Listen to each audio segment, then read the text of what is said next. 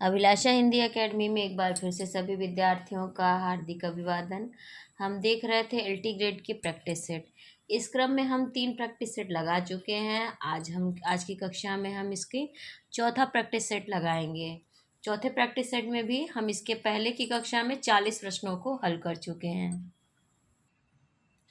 आज की कक्षा में हम 41वें प्रश्न से प्रश्न आरंभ करेंगे, पर उससे पहले आप सभी से रिक्वेस्ट है, पहली बार चैनल पर आए या अभी तक चैनल को सब्सक्राइब नहीं किया तो ज़रूर से ज़रूर लाइक शेयर सब्सक्राइब और कमेंट करना ना भूलें। तो चलिए बिना देर किए आज की कक्षा प्रारंभ करते हैं। 9 2 11 होने का अर्थ है गणित में निष्णात होना, अधिक हो जाना, भाग जाना या साथ साथ रहना। तो इसका उत्तर होगा भाग जाना। 9 2 11 होना अर्थात भाग जाना। नाट्य शास्त्र के प्रणेता हैं भट्टलोल्लट, भरत मुनि, भट्ट नायक या अभिनव गुप्त। तो नाट्य शास्त्र के प्रणेता भरत मुनि जी हैं। न कांतमपि निर्भूषम विभाति वनिता मुखम। अभिमत है आचार्य रुद्रट का, पीयूष वर्षी जयदेव का, आचार्य भामह का या आचार्य मम्मट का। तो न कांतमपि निर्भूषम विभाति वनिता मुखम अभिमत है आचार्य भामह का। जगत शब्द के चतुर्थी एक वचन का रूप होगा जगते, जगत, जगतो, जगदभ्य। तो जगत शब्द के चतुर्थी एक वचन का रूप होगा जगते। भुक्तिवाद की अवधारणा किसकी है? तो अभी मैंने ट्रिक बताई थी। अभी अभी शंकु की अनुमति से भट्ट नायक की भुक्ति लेकर भट्ट लोल्लट की उत्पत्ति हुई। तो भुक्तिवाद पूछ रहा है भट्ट नायक का है। रसगंगाधर किसका ग्रंथ है? रसगंगाधर मम्मट, पंडित राज जगन्नाथ, विश्वनाथ या क्षेमेंद्र का। तो रसगंगाधर ग्रंथ है पंडित राज जगन्नाथ का। समालोचना दर्श के शीर्षक से एस्से ऑन क्रिटिसिज्म का अनुवाद किसने किया था? रामचंद्र शुक्ल, डॉक्टर नागेंद्र, जगन्नाथ दास रत्नाकर या रमेश कुंतल मेघने। तो समालोचना दर्श के शीर्षक से एस्से ऑन क्रिटिसिज्म का अनुवाद किया जगन्नाथ दास रत्नाकर ने। रस निष्पत्ति के संदर्भ में भुक्तिवाद किस आचार्य का मत है? ये प्रश्न देखिए फिर रिपीट हुआ है। 44वें नंबर पर भी यही प्रश्न था और 48वें नंबर पर भी यही पूछ लिया, भुक्तिवाद किस आचार्य का मत है? तो भट्ट नायक का है। चंपू के 2 भेद होते हैं, विरुद्ध कपालक, विरुद्ध और कुलक, विरुद्ध और व्रज्या और विरुद्ध और करम्भक। तो चंपू के 2 भेद होते हैं, विरुद्ध और करम्भक। ऑप्शन डी सही है। सत्यर्थे पृथगर्थायाः स्वर व्यंजन संहतेः क्रमेण तेनैव वा वृत्तिर्यमकम विनिज्ञत्यते। यमक की यह परिभाषा किस आचार्य ने दी थी? मम्मट, विश्वनाथ, राजशेखर या उपर्युक्त में से किसी ने नहीं। तो यह परिभाषा यमक की आचार्य विश्वनाथ ने दी हुई है। आंग्ल भाषा में लिखा गया हिंदी साहित्य का इतिहास स्केच ऑफ हिंदी लिटरेचर के लेखक हैं पादरी F.E.K., पादरी एडविन ग्रीव्स, गार्सा दत्तासी या जॉर्ज ग्रियर्सन। तो आंग्ल भाषा में लिखा गया हिंदी साहित्य का इतिहास स्केच ऑफ हिंदी लिटरेचर के लेखक पादरी एडिसन ग्रीव्स हैं। साधारणीकरण की सही व्याख्या है जब कोई पाठक किसी साधारण काव्य या साधारण नाटक का रसास्वादन करे तब यह क्रिया साधारणीकरण कहलाती है। जब कोई पाठक किसी कृति को पढ़ते समय स्वयं को साधारण ही समझे तो यह क्रिया साधारणीकरण कहलाती है। सी है जब कोई पाठक या श्रोता किसी असाधारण व्यक्ति की तुलना या मूल्यांकन साधारण व्यक्ति को लेकर करता है तब उसे साधारणीकरण कहते हैं। डी है साधारणीकरण वह व्यापार है जिसके द्वारा काव्य सृष्टि में कवि निर्मित पात्र व्यक्ति विशेष न बनकर सामान्य बन जाते हैं। तो काव्य में साधारणीकरण का तात्पर्य यही होता है कि साधारणीकरण वह व्यापार है जिसके द्वारा काव्य सृष्टि में कवि निर्मित पात्र व्यक्ति विशेष न बनकर सामान्य बन जाते हैं। निम्नलिखित में से भरत मुनि विरचित ग्रंथ का नाम है? तो भरत मुनि ने नाट्य शास्त्र की रचना की थी। काव्य हेतु संबंधी प्रस्तुत पंक्तियों के रचयिता हैं शक्तिर निरूपूणता, लोक शास्त्र, काव्याद्य वेक्षणात्, काव्यज्ञ शिक्षायाभ्यास इति हेतुस्तुद्भवे। कुंतक, आनंदवर्धन, मम्मट या विश्वनाथ। तो काव्य हेतु से संबंधित प्रस्तुत पंक्तियां आचार्य मम्मट की हैं। भट्टनायक का भुक्तिवाद किस दर्शन पर आधारित है? फिर से वही प्रश्न है, लेकिन इस बार बदल दिया गया है टाइप। मीमांसा दर्शन, शैव दर्शन, न्याय दर्शन या सांख्य दर्शन? तो भट्टनायक का भुक्तिवाद ये सांख्य दर्शन पर आधारित है। चौपाई छंद में मात्राओं की संख्या होती है, आप सभी को ज्ञात होगा, चौपाई में 16 मात्राएं होती हैं। कवि केशवदास की कौन सी कृति अपने बड़े विषय की अपेक्षा छंदों की विविधता में भटक गई लगती है? और इस रचना को छंदों का अजायब घर भी कहा जाता है। ये रचना है आचार्य केशव की रामचंद्रिका। जहाँ एक व्यंजन की आवृत्ति एक या अनेक बार हो वहाँ होता है छेकानुप्रास, वृत्यानुप्रास, लाटानुप्रास या यमक अलंकार। तो जहाँ एक व्यंजन की आवृत्ति सिर्फ एक बार होगी वहाँ छेकानुप्रास होगा, परंतु अनेक बार होगी वहाँ वृत्यानुप्रास होगा। इस प्रकार प्रश्न पूर्णतः सही नहीं, शुद्ध नहीं है, लेकिन अनेक बार आवृत्ति होगी तो वहाँ वृत्यानुप्रास होगा। अनुप्रास के 5 भेद होते हैं। निम्नलिखित रचनाओं को उनके कवियों के साथ सुमेलित कीजिए। एक तरफ कवि दिए हुए हैं और दूसरी तरफ ये सूफी कवि दिए हुए हैं। हंसावली, हंसावली के रचयिता हैं कवि असाई चंदायन मुल्ला दाऊद की है। सत्यवती कथा ईश्वरदास की और मृगावती कुतुबन की रचना है। विद्यापति के पद किस भाषा में रचित हैं? पहाड़ी, मैथिली, अवधी या पिंगल? तो विद्यापति मैथिली के कवि माने जाते हैं और इन्हें मैथिल कोकिल भी कहा जाता है। रीतिकाल की विशेषताओं के संदर्भ में निम्नलिखित में से एक विशेषता गलत है, उस विशेषता का चयन कीजिए। रीतिकाल में अलंकरण की प्रधानता है। रीतिकाल का प्रमुख भाषा ब्रजभाषा है। का यहाँ दिया हुआ है त्रुटिपूर्ण है, रीतिकाल की होना चाहिए। रीतिकाल में प्रकृति का आलंबन रूप में वर्णन हुआ है या रीतिकाल में लक्षण ग्रंथों की प्रमुखता है?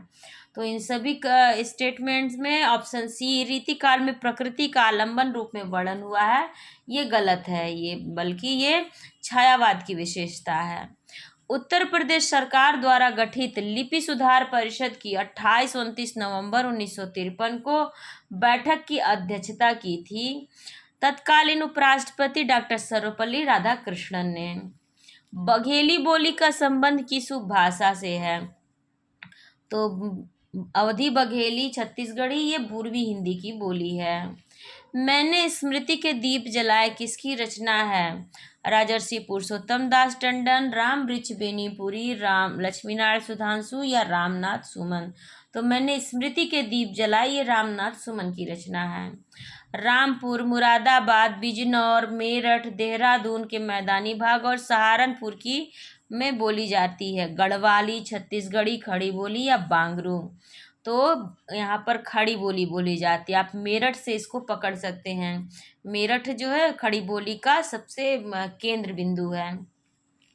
एडिटर शब्द संबंधित है राजदूत से, अभियंता से, संशोधक से या संपादक से? तो एडिटर कहा जाता है संपादक को। नई कविता पत्रिका का प्रकाशन आरंभ हुआ था 1953 में, 1954 में, 1955 में या 1956 में? तो नई कविता पत्रिका का प्रकाशन 1954 में हुआ है। राजभाषा आयोग के प्रथम अध्यक्ष थे पंडित जवाहरलाल नेहरू, बाल गंगाधर खरे, पुरुषोत्तम दास टंडन या सी राजगोपालाचारी? तो बाल गंगाधर खेर होना चाहिए, खरे यहाँ मिस प्रिंटिंग हो गई है। राजभाषा आयोग के प्रथम अध्यक्ष बीजी खेल या बाल गंगाधर खेर थे। मानक हिंदी व्याकरण में कारक वह व्याकरण कोटि है जो कार्य संपादित करने वालों की सूचना देती है, संज्ञा या सर्वनाम के कार्यवाची प्रकार को बतलाती है, उद्देश्य और विधेय पदों को जोड़ती है, संज्ञा अथवा सर्वनाम पद का क्रियापद से संबंध व्यक्त करती है। तो इसका उत्तर होगा संज्ञा अथवा सर्वनाम पद का क्रियापद से संबंध व्यक्त करती है। क्षेत्र विशेष में बोली जाने वाली भाषा को कहते हैं राजभाषा, राष्ट्रभाषा, राजभाषा, परिनिष्ठित भाषा या बोली? तो क्षेत्र विशेष में बोली जाने वाली भाषा को बोली कहते हैं। मेरे घर से आपका घर 5 किलोमीटर दूर है। इस वाक्य में घर से में कौन सा कारक है? कर्म, करण, संबंध या अपादान? तो घर से आपका घर दूरी बताई जा रही, तो घर से में यहाँ पर अपादान कारक है। निम्नलिखित शब्दों में पुल्लिंग का चयन कीजिए। हवा, कोयल, दारा या शिक्षा। हवा चलती है, कोयल गाती है, शिक्षा दी जाती है, अर्थात दारा यहाँ पर पुल्लिंग शब्द है। ये पत्नी का पर्यायवाची है वैसे दारा। चिड़िया शब्द का प्रयोग बहुवचन में क्या होगा? तो चिड़िया बहुवचन में चिड़िया होगा। ऑप्शन ए में लिखा हुआ है, सही वर्तनीय है। यदि ए, ऐ, ओ, औ के बाद कोई भिन्न स्वर आता है तो इनके स्थान पर क्रम से ऐ, आय, औ, आओ हो जाता है। यह संधि कौन सी है? तो ये संस्कृत में इसका सूत्र होगा एचो, अयवा, यावा। ये संधि है अयादि संधि की परिभाषा है। अनंत की सही संधि होगी अनधन अंत, अनधन अंत, अननधनत, अनंधनत। तो अनधन अंत ऑप्शन ए में जो दिया हुआ है बिल्कुल सही दिया हुआ है। इनमें से किस शब्द में यड़ संधि है? दंतौष्ठ, वसंत ऋतु, देव्यागमन या मंदोन्मत्त। तो ई को यड़ची इसका सूत्र होता है यड़ का। ई के जगह पर यह तो आदेश होता है, तो देव्यागमन में यहाँ पर यड़ संधि है। देव धन आगमन, व के जगह पे आदेश हो जाता है, यह आदेश होता है। देवी धन आगमन, ई के जगह पर यह आदेश होता है देव्यागमन। निराला के उपन्यास का प्रकाशन की दृष्टि से सही अनुक्रम होगा, सही अनुक्रम होगा इनका अलका, अप्सरा, अलका, निरुपमा, प्रभावती। अप्सरा का प्रकाशन वर्ष है 1931, अलका का है 1936, 1933, निरुपमा का और प्रभावती का प्रकाशन वर्ष 1936 है। तो अप्सरा 1931, अलका 1933, निरुपमा और प्रभावती 1936। तो ये क्रम होगा सही, ऑप्शन ए में दिया हुआ है। जगदम्बा बाबू गाँव आ रहे हैं, कहानी संग्रह किस कथा लेखिका का है? जगदम्बा बाबू ममता कालिया, मैत्रेयी पुष्पा, चित्रा मुदगल या राजेश सेठ। चित्रा मुदगल का है ये कहानी संग्रह। तिरंगा शब्द में समास है द्वंद्व, अव्ययी भाव, द्विगु या कर्मधारय। तो तिरंगा प्रथम पद जो होता है पूर्व पद संख्यावाची द्विगु समास में होता है। किस समास का पूर्व पद संख्यावाची होता है? तो अभी हमने पढ़ा द्विगु समास का पूर्व पद संख्यावाची होता है, जैसे तिरंगा, पंचानन, सप्ताह, मासिक। निम्नलिखित में से किस शब्द में रूप साधक प्रत्यय है? बचपन, लड़के, मातृत्व या एकता। तो इसमें रूप साधक प्रत्यय का प्रयोग लड़के में हुआ है। निम्नलिखित में से किस शब्द में तद्धित प्रत्यय है? पठनीय, कृपालु, गंतव्य या हसोड़। तो कृपालु में यहाँ तद्धित प्रत्यय है, भाववाचक संज्ञा है। निम्नलिखित में से वर्तनी की दृष्टि से शुद्ध शब्द का चयन करें।